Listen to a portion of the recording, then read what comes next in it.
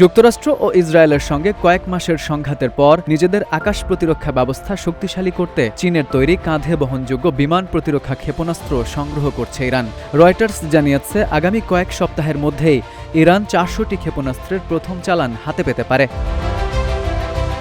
সূত্রগুলোর তথ্যানুযায়ী ৬ থেকে ৭ কোটি মার্কিন ডলার মূল্যের এই চুক্তির আওতায় ৩০০ থেকে ৪০০টি man portable air defence system বা ম্যানপ্যাডস কেনা হচ্ছে। এর মধ্যে চীনের তৈরি QW-12 এবং FN-16 ক্ষেপণাস্ত্র রয়েছে।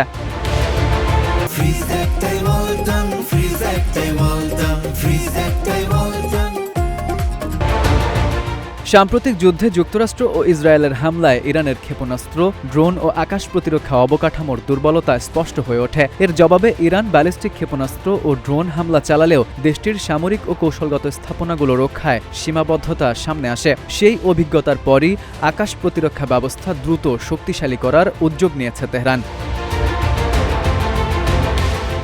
বিশ্লেষকদের মতে, সম্ভাব্য এ চুক্তি বাস্তবায়িত হলে তা শুধু ইরানের স্বল্প পাল্লার আকাশ প্রতিরক্ষা সক্ষমতাই বাড়াবে না, বরং তেহরান ও বেইজিংয়ের ক্রমবর্ধমান সামরিক সহযোগিতারও একটি গুরুত্বপূর্ণ ইঙ্গিত বহন করবে। তবে সংশ্লিষ্ট সূত্রগুলো সতর্ক করে জানিয়েছে, চুক্তি স্বাক্ষরিত হলেও সরবরাহের সময়সূচি, পরিমাণ এবং বাস্তবায়নের বিভিন্ন দিক এখনও পরিবর্তিত হতে পারে।